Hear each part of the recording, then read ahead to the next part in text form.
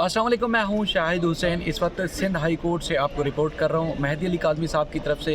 Sindh high court से रजू किया गया था, जो कि 21 जुलाई का सिंध हाई कोर्ट का हुक्मनामा था। उसकी तौहीन की गई थी, अदालत की तज़हीक की गई थी और तौहीन अदालत की गई थी। आज बाकायदा तौर पर इस दरख्वास्त के ऊपर जो 4 अफराद जिनके ऊपर इल्ज़ामात हैं तौहीन अदालत के, उनको बाकायदा तौर पर नोटिस जारी किए गए हैं। तौहीन अदालत की इस कार्रवाई के दौरान क्या रहा, थोड़ी सी उसकी तफसीलात बताता हूँ, थोड़ा सा बैकग्राउंड बताऊँगा ताकि आपको मामला समझ आ जाएगा कि असल इशू था क्या। देखें, सबसे पहले 21 जुलाई का जब सिंध हाई कोर्ट ने मुबैना मुगविया ज़हरा काज़मी को लाहौर के दारुल रहमान से कराची मुंतकिल करने का हुक्म दिया था, उस दौरान जो है 4 अफराद ने, जिसमें एक इंतहाई मारूफ दबंग और शानदार वकील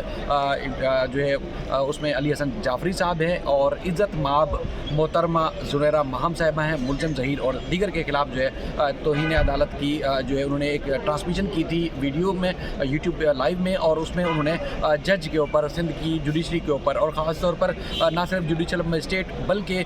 सिंध हाई कोर्ट के जस्टिस मोहम्मद इकबाल कड़ो साहब के बेंच के ऊपर भी ना सिर्फ सवालात उठाए बल्कि इंतहाई संगीन नोयत की जो है इनसे मुताल्लिक़ गुफ्तगू की थी। उस पर जो है वो उन्हीं दिनों में ही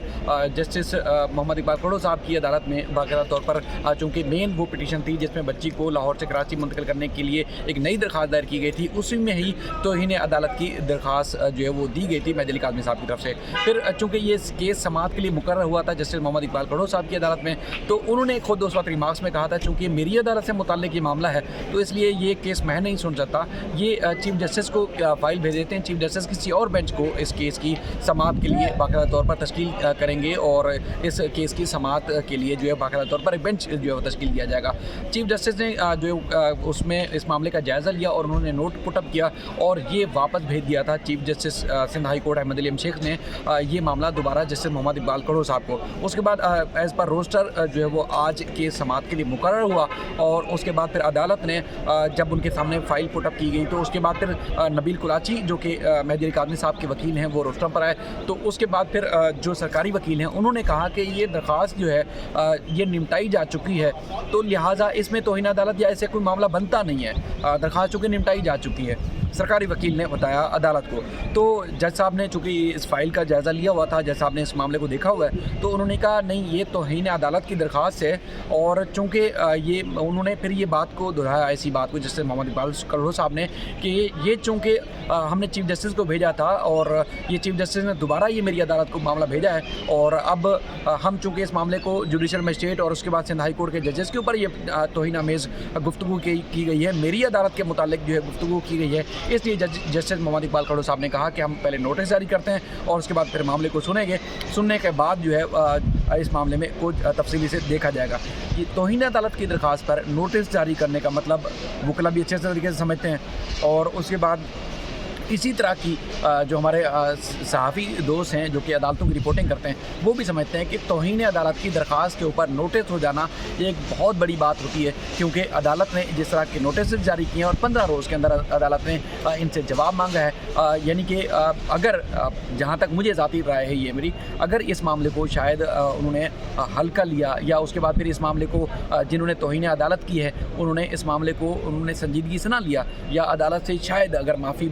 गैर मशरूत माफ़ी ना मांगी तो उनके खिलाफ ना सिर्फ फ़र्द जुर्म आयद हो सकती है बल्कि सज़ा के जो है वो मुर्तकब भी ठहराए जाएंगे। तो इसलिए अदालत ने इब्तदाई तौर पर उनको नोटिस जारी किए हैं और आइंदा समाअत पर उनसे तफसीलात मांगी, यानी कि जो जिन के ऊपर इल्ज़ामात हैं उनको अदालत सुनेगी और चूँकि तो उनको सबको अदालत जो है वो सुनने का मौका ज़रूर देगी। लेकिन जो अदालत के अंदर ट्रांसक्रिप्ट रखा गया है, सबसे पहले नंबर पर जो सबसे ज़्यादा जो इल्ज़ामात अदालत के ऊपर आयद किए हैं और फिर बाकी लोगों ने हाँ में हाँ मिलाई, वो दबंग लायर अली हसन जाफरी साहब हैं, मोहतरम अली हसन जाफरी साहब हैं। उनके ना सिर्फ हाईलाइटेड मैंने ट्रांसक्रिप्ट में जो अल्फाज हैं जिसमें उन्होंने पॉलिटिकल एफिलिएशन सिंध के जजेस के ऊपर और इस तरह के बेशुमार उन्होंने इल्ज़ामात आयद किए थे, वो पहले नंबर पर हैं। اس کے بعد باقی جو ہے وہ ان کے بعد جو ہے وہ نیچے ان کے نام ہیں توہین عدالت کے زمرے میں. دیکھیں وکیل ہیں, معزز وکیل ہیں یا اس کے بعد پھر کوئی بھی ہیں, لیکن عدالت کے اوپر اگر کوئی الفاظ یا کوئی ایسی بات کرے گا تو یقینی طور پر ان کو اس طرح کے جو ہوتا ہے نا اس کے نتائج کا سامنا یا نتائج بھی بھگتنا پڑتے ہیں. تو بہرحال یہ آج بڑی سماعت تھی. جسٹس محمد اقبال کھڑو صاحب کے جو 2 رکنی بینچ میں جسٹس عدنان کریم بھی اس بینچ میں شامل تھے. آج سیریل نمبر 12 پہ رکھا تھا, اور یہ اب باقاعدہ طور پر اب اس کیس کی 15 روز کے بعد جو ہے دوبارہ سماعت ہوگی. نوٹسز کی تعمیل ہوگی. نوٹس کے بعد ان تمام لوگوں کو سنا جائے گا, اور اس کے بعد پھر عدالت جو ہے سننے کے بعد ہی مزید اس میں جائزہ لے گی اور فیصلہ کرے گی.